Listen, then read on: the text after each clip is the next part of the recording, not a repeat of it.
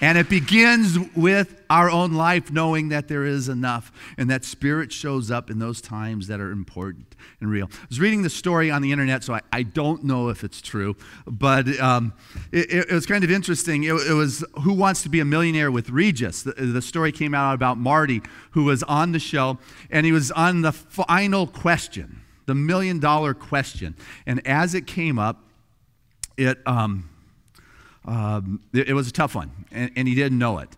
And all that he had left was one call. And the question was, what bird does not build its own nest but lays its eggs in another bird's nest, not person, bird, nest. And A, was it a buzzard? 2, was it a raven? 3, was it a cuckoo? Or 4, was it a condor? And he didn't know. And so he called the only person he knew would be home, who was a very dingy person. Just a dingy individual. I'm not saying female, male, just a dingy friend. And this person, he said, here's the question. And instantly say, oh, that's easy. That's C, cuckoo. And so he looked at Regis, and Regis said, okay, your time, you've got to answer here. And he said, this person's dingy, so I'll know it's not C. It's got to be one of the others. But then again, and Regis said, come on, you got to answer. And said, my answer is C, cuckoo. And Regis goes, and is that your final answer? Yes. And then a minute passes, 2 minutes pass. And Regis said, I'm sorry to say, but that answer is correct. You are a millionaire. And, the excitement, the balloons, and all that stuff. And so Marty's throwing a party 3 days later, invites the family and friends and his dingy friend there. And I just got to thank you for the answer to that question. I wasn't sure whether I was going to take your answer, but you were so sure of that answer that I decided to go with it. And you were right. I got to ask you, how did you know that answer? And then Marty's friends said, oh, well, everybody knows that cuckoos are in clocks, and they just take over the clock, and that's not a nest.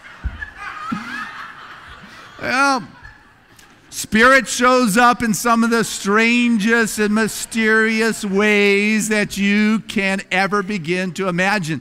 God's stimulus package is showing up, but there has to be space in your world. And you can get to a place of desperation where you don't know the answer. You can get to the place where you are just hanging on by the tips of your fingers. Come on, God. Or you can choose to experience this joy and this happiness you felt when we started this evening throughout your day and throughout your life. You can call forth that energetic anytime into your life if there is space for it. If you're not caught up with complaining, if you're not caught up with worrying, I'll tell you, the key to abundance is to remember it is Spirit first. It is God's good pleasure to give us the kingdom. It is the life force, that creator that created all things. There it is, sustains our walk in this world. And as we begin to move our awareness and our consciousness to that place of sustainability, knowing that there is enough. Gandhi said, there is always enough for the needy. Never enough for the greedy. That one's worth writing down.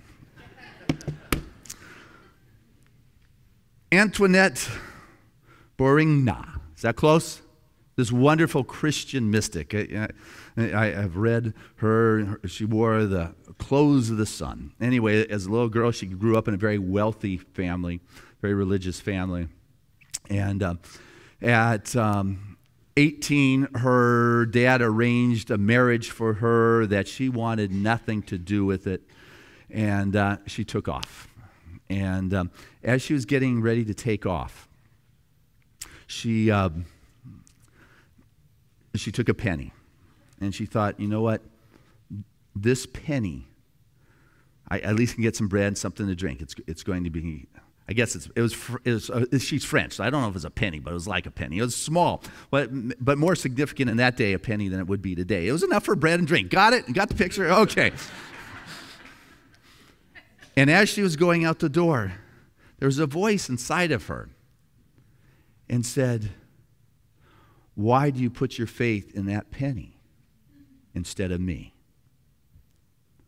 Why do you put your faith in a penny instead of God and that life principle?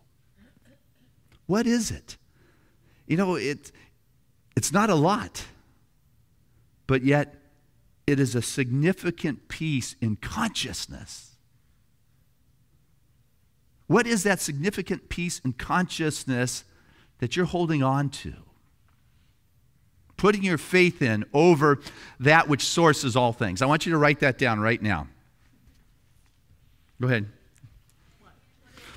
I want you to figure out, what is it that is like that penny to you? What is it that you are putting your faith in that gets in the way of God? That this is my security. This is where I believe I'm going to be okay because of this.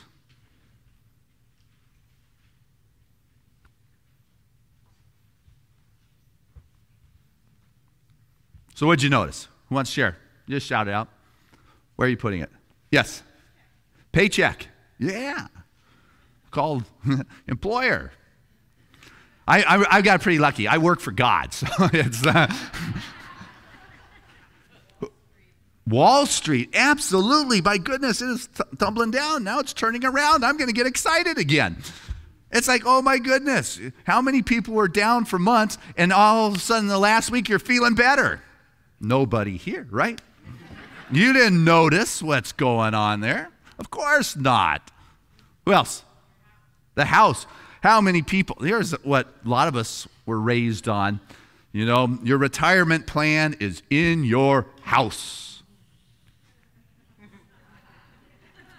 Interesting shift in financial energy this last season.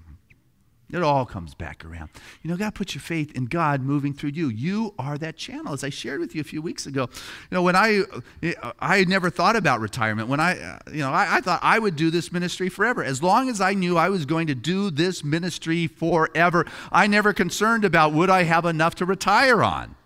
I always knew that I could get a gig somewhere. You know, wherever I wanted to live, I could, you know, stand up and let Spirit use me. But all of a sudden you start thinking, well, maybe another 25 years if and I start calculating, thinking, will there be enough? There is always enough. It is our fear, it is that penny, it is that block, it is that something that gets in the way, and our life outpictures our actions. God has got the stimulus package. It's, but if there isn't room for it,